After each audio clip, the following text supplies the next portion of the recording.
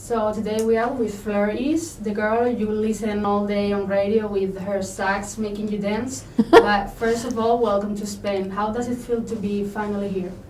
Thank you very much. It's amazing. The energy of everybody in Spain has been incredible, like nowhere else I've been so far, and I've just enjoyed every second of being here.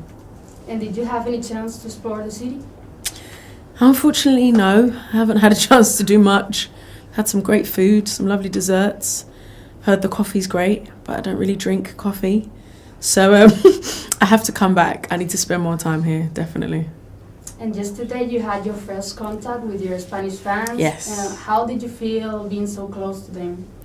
Oh, it was great. I love meeting people. I love meeting my supporters and people that have listened to my music. It's so much fun, but more so here because the energy of everybody in that room, it's just great. Everybody was dancing, clapping, smiling. And, you know, that's the kind of person that I am. I love to just enjoy life, and everybody here seems to be the same. So it's great.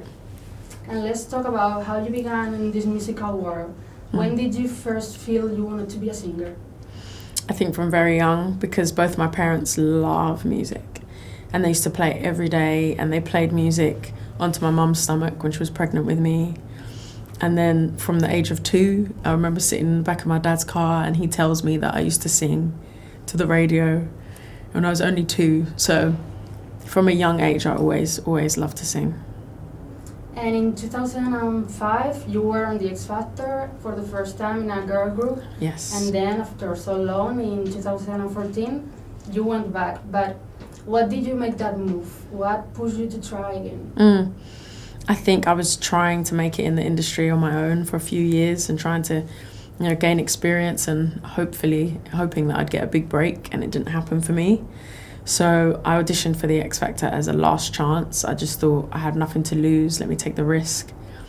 And so I did it, and thankfully the risk paid off. You ended up in a second position, and each performance was brilliant, and finally you were offered a record deal. What was going on your mind when someone told you, hey, you can release your own music? Oh my gosh, that was the best day, one of the best days of my life, because coming second, it's not certain that you're going to get a record deal. Nothing's really, you know, determined for you. So I just basically was praying that someone would pick up the phone and call me, and thankfully Simon did, and yes, it was the happiest day. Simon has been a really supportive guy during the whole X Factor and later.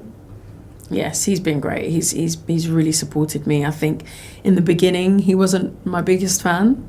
For my first audition, he wasn't really sure about me, but I think that's just because I was so nervous and I wasn't really being myself in the first rounds.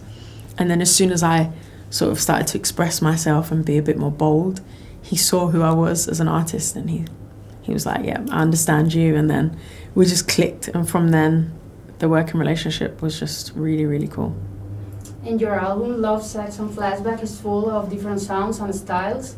Is that a way to show people that you can sing wherever you want without sticking to a certain style? Yeah, definitely. I wanted to show people kind of how versatile I am as an artist, but without, you know, going too crazy, like too far one side and too far the other side. But I think it does give a good indication that I can kind of do a multiple of different styles, and I hope that in the future I can experiment a lot more with different music, for sure. And you recorded the album in LA, and it feels like you had the clear ideas about what you wanted to do. But did you really have a clear direction of how you wanted the album to sound? I think initially I knew that I wanted it to be up-tempo, something that I could perform to. And I knew that it had to reflect my personality, but I wasn't sure 100% what the sound was going to be.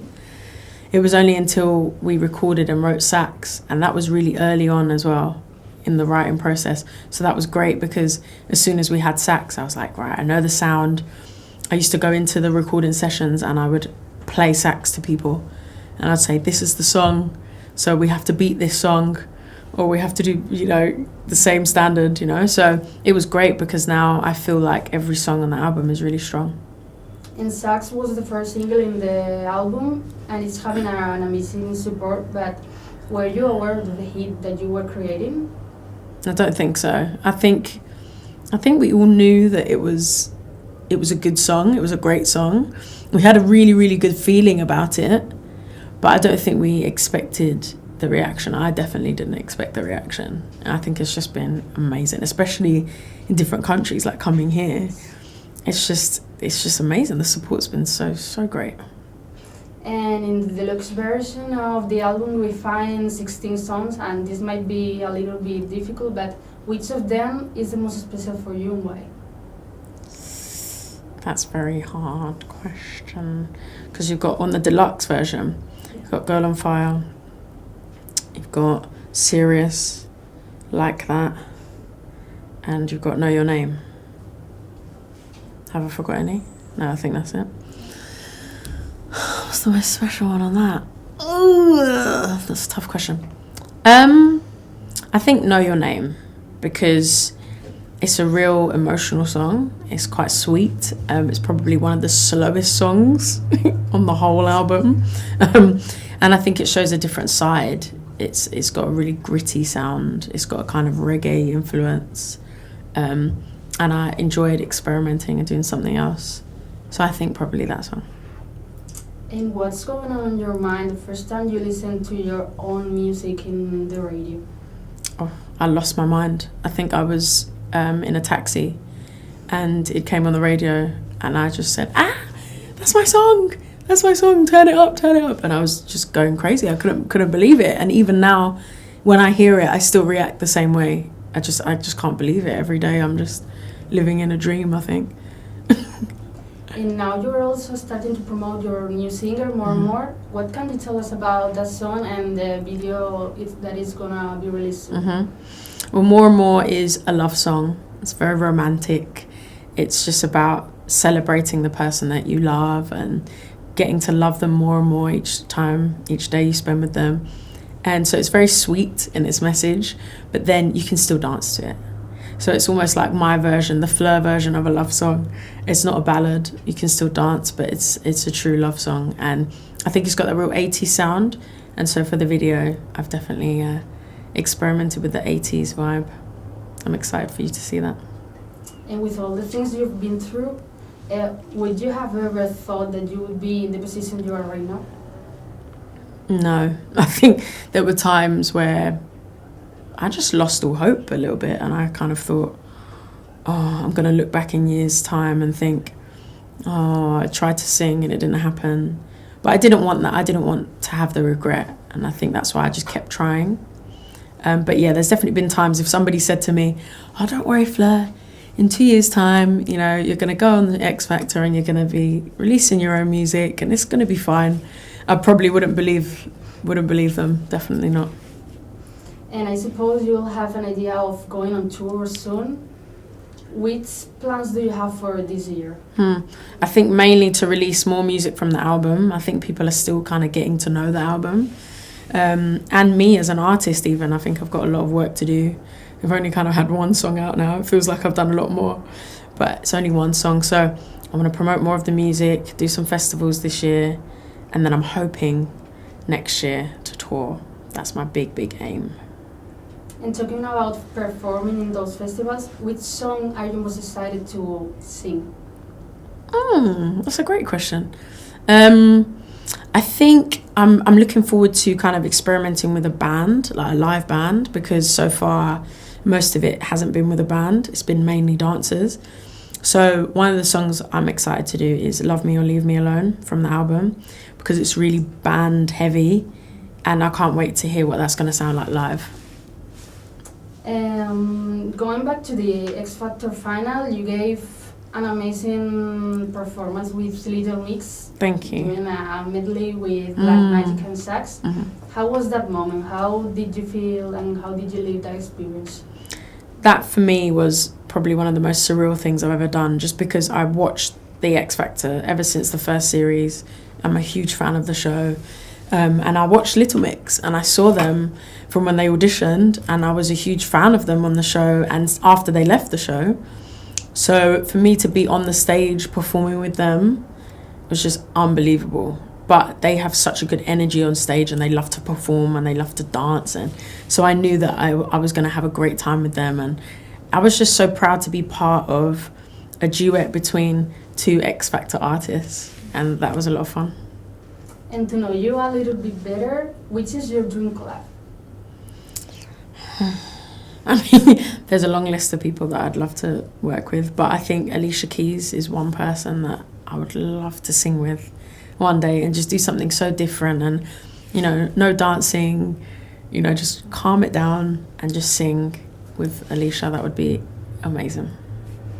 And which is your song of the moment? Well, my song of the moment that I've been listening to probably nearly every day is Work by Rihanna and Drake. I'm a little bit obsessed with it. I'm just listening to it all the time, and I've seen the videos, both videos, and they're amazing. So cool. And of all the songs of music history, which one wish you had written or sing originally? That's a hard question. Uptown Funk was one of them, but I think Michael Jackson Rock With You is one of the songs that I absolutely love. I just love everything about it. I love that you can dance to it. I love the melodies. I love the tune, just everything. It's one of my favourite songs ever. And to be finishing the interview, from the day you started in this musical world, which is the biggest challenge you ever faced? I've got some good questions here. Biggest challenge, I think, is dealing with criticism.